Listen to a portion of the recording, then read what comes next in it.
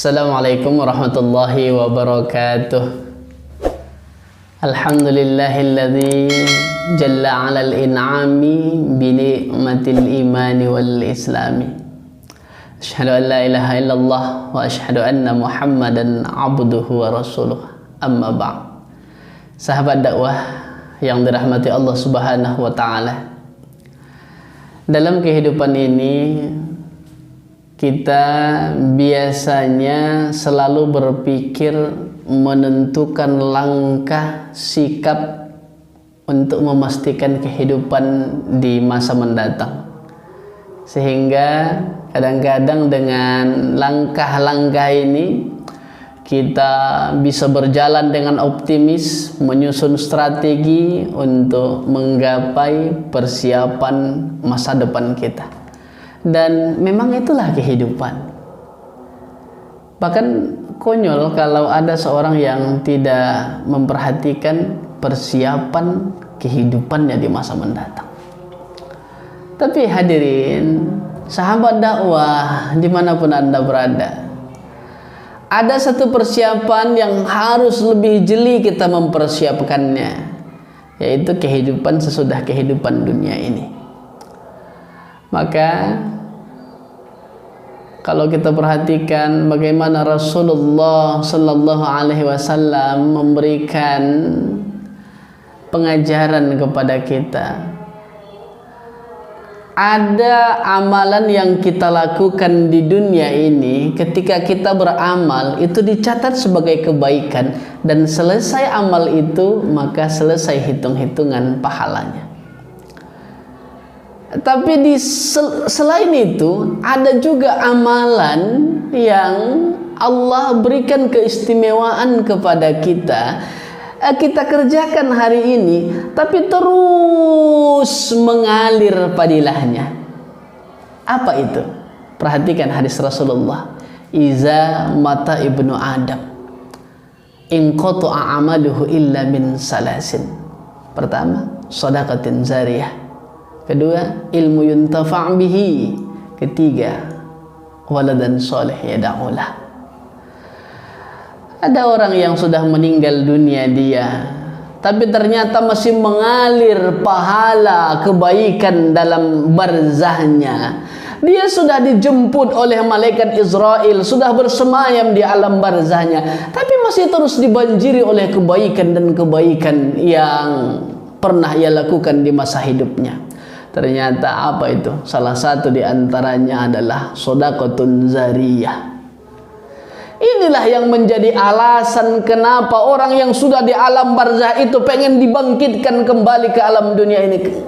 Karena mereka merasakan, karena mereka melihat, mereka paham ternyata amalan yang sangat cepat bantuannya datang di alam barzah itu adalah sedekah. Kedua, ilmu yang diajarkan. Boleh jadi ada di antara kita profesi sebagai karyawan, tenaga struktural, atau seorang bisnismen yang tidak semuanya adalah seorang guru, ustadz, pengajar, tenaga pendidik. Tapi yakinlah sahabat, apapun profesi kita, kita bisa mendapatkan fadilah dari ilmu yang bermanfaat ini, ilmu yang diajarkan ini. Bagaimana caranya? Boleh jadi kita tidak mengajar, tapi kita bantu orang yang mengajar. Boleh jadi kita tidak di instansi pendidikan, tapi kita bantu dengan kewenangan kita program-program pendidikan, sehingga upaya yang kita lakukan itu membantu terbentuknya satu proses belajar mengajar, transfer ilmu, dan itu akan menjadi ilmu yang bermanfaat. Lalu apa dasarnya? Bukankah Rasul pernah bilang, man da'a ila khairin, siapa yang membantu satu kebaikan bahkan sepotong kalimat saja, maka dia akan mendapatkan kenikmatan dari mendapat fadilah yang sama dengan orang yang melakukan satu kebaikan itu. Terakhir ada waladan soleh yad'ulah, anak yang soleh yang mendoakan orang tuanya. Ada yang berkata anak yang soleh ini anak kandung. Lalu kalau anak kandung anak yang soleh, bagaimana dengan orang tua yang sudah puluhan tahun berumah tangga tapi belum dikaruniai anak? Bahkan ada hadirin sahabat, ada orang yang sudah berpuluh tahun, sudah sampai tua dengan pasangannya, tapi ya memang Allah uji dia dengan ketidakadaan keturunan dalam kehidupannya. Lalu apakah dia harus harus absen dari doa anak yang soleh? Ternyata tidak, sahabat. Kenapa? Karena anak yang soleh bukan mesti anak kandung. Waladun itu anak secara umum, boleh jadi anak tetangga, boleh jadi anak saudara yang soleh dia, lalu didoakannya kita, itu juga menjadi satu tambahan amal bagi kita sesudah kita tiada nantinya. Apalagi kita ikut terlibat dalam membentuk kesolehannya. Maka sahabat yang dirahmati Allah Subhanahu wa ta'ala, saya ingin mengajak seluruh sahabat semuanya, kita ada satu program yang bisa meramu ketiga hal ini. Ketika kita memberikan sedekah jariyah, maka kita akan mendapatkan ilmu yang bermanfaat ini, dan insya Allah juga mendapatkan doa waladun soleh. Apa itu? Program dakwah ke daerah minoritas Samosir. Di Samosir itu alhamdulillah hari ini kita sudah mengirim 2 ustadz yang berdakwah di sana.